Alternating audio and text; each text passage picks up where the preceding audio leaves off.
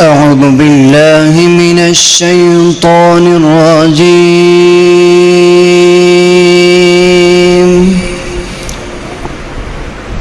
थोड़ी सी हिको खोल. بسم الله الرحمن الرحيم.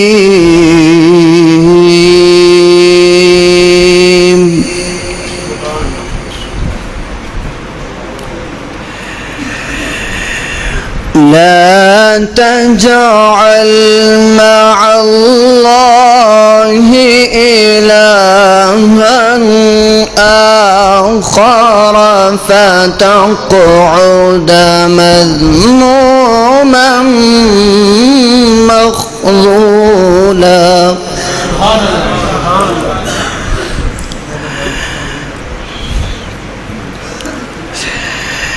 وقضى ربك ألا تعبدوا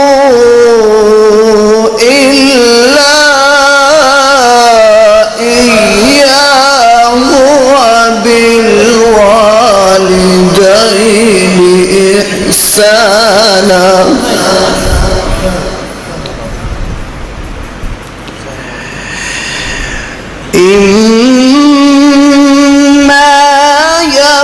يبلغن عندك الكبر أحدهما أو كلاهما سبحان الله ولا تقل لهما أف ولا تنهرهما وقل لهما قولا كريما. ما شاء الله. اللهم زد.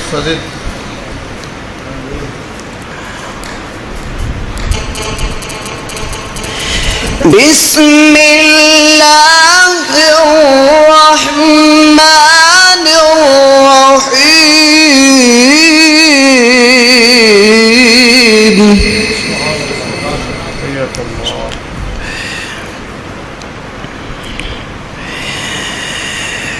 لا تجعل مع الله إلها آخر فتقعد مذموما مخذولا. وقضى ربك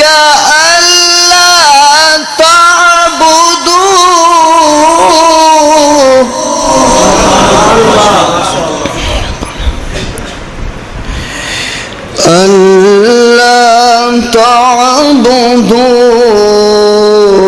إلا إياه وبالوالدين إحسانا.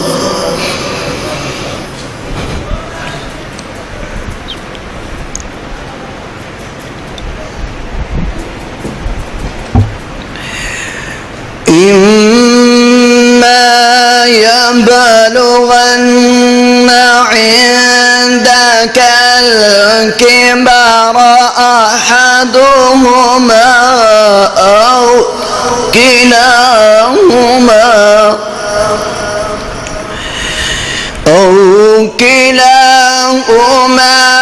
أف ولا تنهرهما وقل لهما قولا كريما.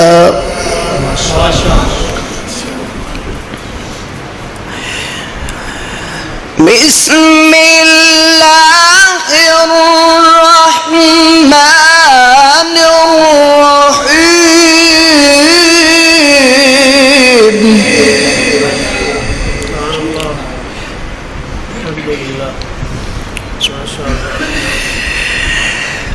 إذا السماء انفطرت وإذا الكواكب سجرت وإذا البحار فجرت وإذا القبور بعثرت علمت نفس ما قدمت علمت نفس ما قدمت وأخرت يا أيها الإنسان ما غرك بربك الكريم الذي خلقك فسواك فعدلك في أي صورة ما شاء ركبك كلا بل تكذبون بالدين وإن عليكم لحافظين كراما كاتبين يعلمون ما تفعلون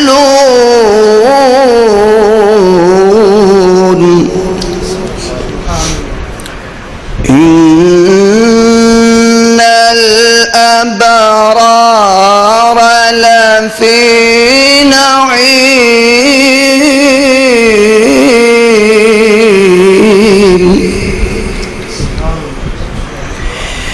وإن الفجار لفي جحيم يصلونها يوم الدين وما هم عنها بغائبين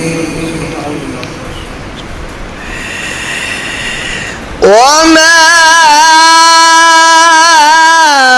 أدراك ما يوم الدين ثم ما أدراك ما يوم الدين يوم لا تملك نفس لنفس شيئا والأمر يومئذ لله صدق الله العظيم.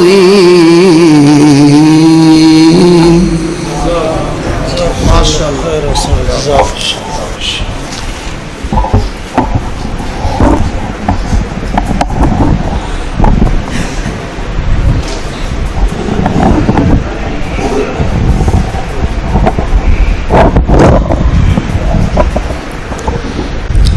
हाफिज मोहम्मद इब्रार शरीफ साहब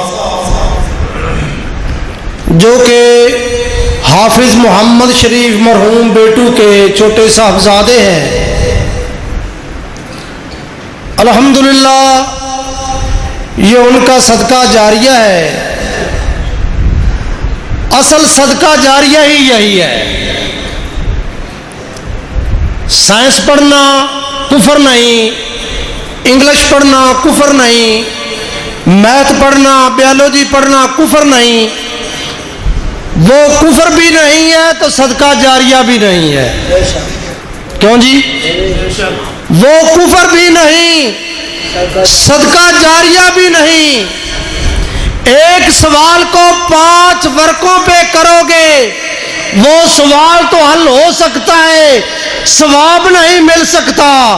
یہاں ابرار شریف نے 2 رکوع تلاوت کیے ہیں، ابرار شریف کو بھی ثواب ملا ہے، اس کے اساتذہ کو بھی ثواب ملا ہے، اور اس کے مرحوم باپ کو بھی ثواب ملا ہے.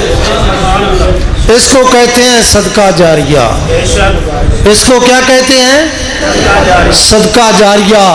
اللہ سے دعا کریں اللہ مجھ کو بھی، آپ کو بھی، اپنی اولاد کو حافظ قرآن بننے کی توفیق عطا فرمائے، عالم بعمل بننے کی توفیق عطا فرمائے. تو اب آپ کے سامنے کچھ وقت کے لیے، تو قاری صاحب فرما رہے تھے میں ویاڑی سے واپس آ رہا ہوں تو مجھ پہ رحم کیجئے، میں نے سونا بھی ہے، لیکن قاری صاحب کی ایک خاص انداز میں نے منت کی ہے تو انہوں نے میری منت و سماجت کو قبول کیا ہے. تو انشاءاللہ ہمارے آئے ہوئے مہمان، آج قاری صاحب مہمان بھی ہیں میزبان بھی ہیں. کیوں جی؟ آج قاری صاحب مہمان بھی ہیں میزبان بھی ہیں، کیونکہ چاڑ کے تھانہ چونیاں ہی ہے. کیوں جی؟ چاڑ کے تھانہ اور بیٹھو کی کیڑا تھوڑا تھانہ چونیاں، تے اسی بھی چونیاں رہنے ہاں، اسی مہمان بھی ہاں تے میزبان بھی ہاں. یہ ساڈا اپنا ادارہ ہے. تو الحمدللہ قاری صاحب نے شفقت کی ہے، انشاءاللہ وہ بعد میں خطاب فرمائیں گے.